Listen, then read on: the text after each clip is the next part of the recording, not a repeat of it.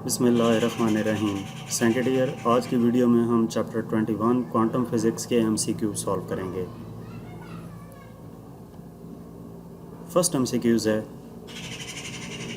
Which of the following spectral regions has the highest energy. इनमें से कौन से स्पेक्ट्रल रीजन की एनर्जी जो है वो सबसे ज़्यादा होती है। तो इनमें से जो गिवन ऑप्शंस हैं, ऑप्शन बी करेक्ट है, वायलेट। और इसके रीज़न क्या है, एनर्जी ऑफ लाइट जो है वो डायरेक्टली प्रोपोर्शनल होती है फ्रीक्वेंसी के। तो ये जो हमें चार ऑप्शंस दिए गए हैं, infrared, red, violet and blue, तो इन चार ऑप्शंस में से जो हाईएस्ट फ्रीक्वेंसी है वो वायलेट की होती है, इस वजह से उसकी एनर्जी भी सबसे ज़्यादा होगी। नेक्स्ट एमसीक्यूज़ नंबर 2 है, which of the following statement is true about a photon. इनमें से कौन सी स्टेटमेंट फोटोन के मुतालिक करेक्ट है। तो ये चार ऑप्शंस दिए गए हैं, इनमें से जो सी ऑप्शन है, ए फोटोन है zero mass but finite value of momentum, ये करेक्ट है कि फोटोन का मास ज़ीरो होता है लेकिन जो फाइनाइट मोमेंटम है वो फाइनाइट होता है।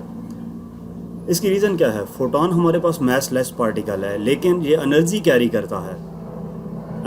करता है, तो इसका जो मोमेंटम होगा वो हमें E equal to H F के फार्मूले से हम देख सकते हैं कि P इक्वल होता है E ओवर C के, और P H ओवर लैम्डा की इक्वल आ जाएगा।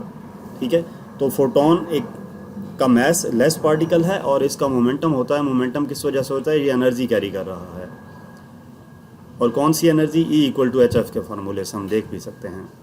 नेक्स्ट हमारे पास MCQs नंबर 3 है, What happens to the kinetic energy of the emitted electrons when the light is incident on a metal surface।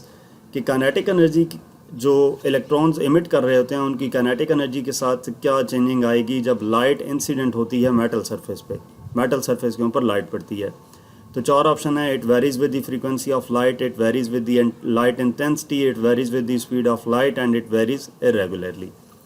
तो इन चारों ऑप्शंस में से जो ऑप्शन ए है, it varies with frequency of light, ये correct है।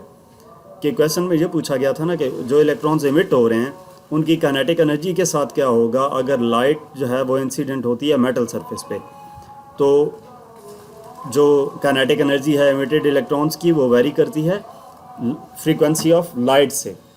यानी कि फोटो इलेक्ट्रिक इफेक्ट की अगर बात की जाए तो काइनेटिक एनर्जी होती है इमिटेड इलेक्ट्रॉन्स की, वो डिपेंड कर रही होती है frequency of the incident light, intensity पे डिपेंड नहीं कर रही होती, frequency of the incident light पे डिपेंड कर रही होती है। और हमारे पास फोटो इलेक्ट्रिक इफेक्ट से रिलेटेड जो इक्वेशन है K E equal to H F minus phi, E equal to K E plus phi है ना, तो उसको रीअरेंज करें के ई इक्वल आ जाता है एच एफ माइनस फाई के।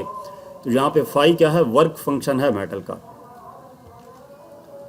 नेक्स्ट MCQs नंबर 4 है, photo electric cell is a device which converts light energy into electricity. Photo electric cell क्या है, एक ऐसी डिवाइस है जो लाइट एनर्जी को इलेक्ट्रिसिटी में कन्वर्ट करता है, converts electricity into light energy. इनमें से जो ऑप्शन ए है कि लाइट एनर्जी को इलेक्ट्रिसिटी में कन्वर्ट करता है, ये ऑप्शन करेक्ट है। फोटो इलेक्ट्रिक सेल से मुराद ये है जो सोलर पैनल्स में सेल लगे होते हैं ना, जो सनलाइट को इलेक्ट्रिकल एनर्जी में कन्वर्ट करते हैं, वो फोटो सेल होते हैं। तो उसी फोटो इलेक्ट्रिक सेल की बात की जा रही है। तो फोटो इलेक्ट्रिक सेल क्या काम करता है, सूरज से आने वाली लाइट एनर्जी को कन्वर्ट करता है इलेक्ट्रिकल एनर्जी में, तो इस वजह से इसका ए ऑप्शन करेक्ट है।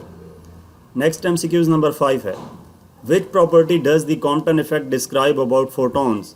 कौन सी प्रॉपर्टी जो है वो कॉम्पटन इफेक्ट डिस्क्राइब करता है फोटॉन से रिलेटेड। तो कॉम्पटन इफेक्ट में मोमेंटम जो है फोटॉन्स का वो हमने देखा था, तो इस वजह से ये किस चीज़ को इंडिकेट करता है, Compton effect. Compton effect shows the photons have momentum and behave like particles when they collide with electrons, providing the particle nature of light। पहला काम तो वो क्या करता है, पार्टिकल नेचर हमें शो करता है। तो पार्टिकल नेचर से क्या मुराद है कि मोमेंटम उसमें इन्वॉल्व होगा। तो इसमें ऑप्शन बी आएगा मोमेंटम। अगर इन ऑप्शंस में पार्टिकल नेचर होती तो उसको हम करेक्ट करते। नेक्स्ट MCQs नंबर 6 है, What happens to the high energy photon after it strikes an electron। High energy photon जब इलेक्ट्रॉन से टकराता है तो उसके साथ क्या होता है, उसकी फ्रीक्वेंसी डिक्रीज़ करती है, वेवलेंथ डिक्रीज़ करती है, एनर्जी इंक्रीज़ करती है या मोमेंटम इंक्रीज़ करता है। तो इसमें ऑप्शन ए करेक्ट है, फ्रीक्वेंसी डिक्रीज़ करती है।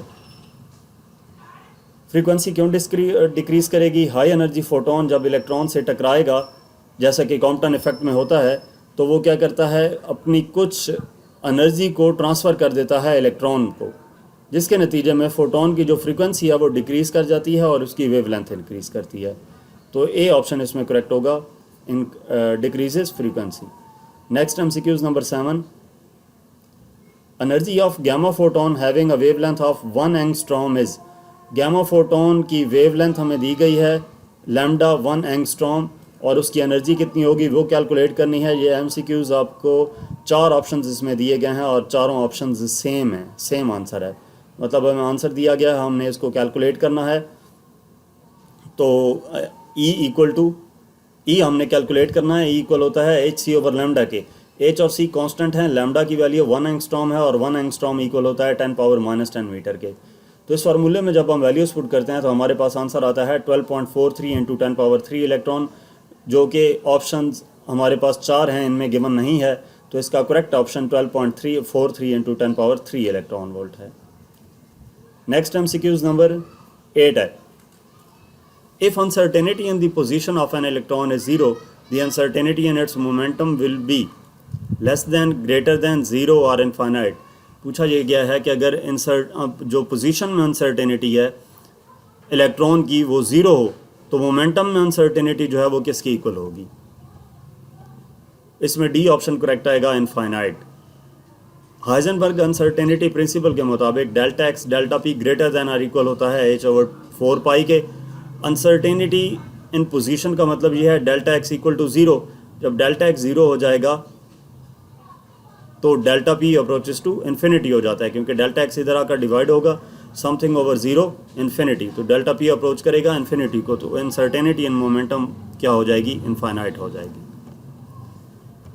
MCQs नंबर 9 है, what is the process by which a particle and its anti particle annihilate each other. Particle और एंटी पार्टिकल एनहिलेट करते हैं, तो इस प्रोसेस को हम क्या नाम देते हैं, ये कहलाता है पेयर एनहिलेशन। पेयर एनहिलेशन से मुराद क्या है कि पार्टिकल और उसका एंटी पार्टिकल, जैसे कि इलेक्ट्रॉन और पॉजिट्रॉन हैं, ये आपस में टकराते हैं और एक दूसरे को डिस्ट्रॉय कर देते हैं, जिसकी वजह से उनका जो मैस है वो एनर्जी में कन्वर्ट हो जाता है फोटोन की सूरत में। नेक्स्ट MCQs नंबर 10 है, which of the following particles is produced during pair annihilation.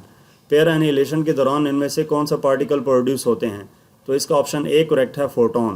Pair annihilation यानी कि हमारे पास पार्टिकल्स जैसा कि इलेक्ट्रॉन है और एंटी पार्टिकल जैसा कि प्रोटॉन है वो आपस में मिलते हैं, तो उसके नतीजे में जो हमारे पास आउटपुट पे आते हैं पार्टिकल्स वो क्या कहलाते हैं, फोटॉन्स कहलाते हैं।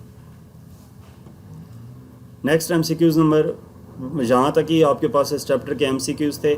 मज़ीद किसी भी चैप्टर की एक्सरसाइज का सलूशन देखने के लिए आप हमारा चैनल विज़िट करें। इसके अलावा अगर आप past papers, practical based assessment से रिलेटेड वीडियोज़ देखना चाहते हैं तो यूट्यूब पे हमारा चैनल देख सकते हैं। Thank you.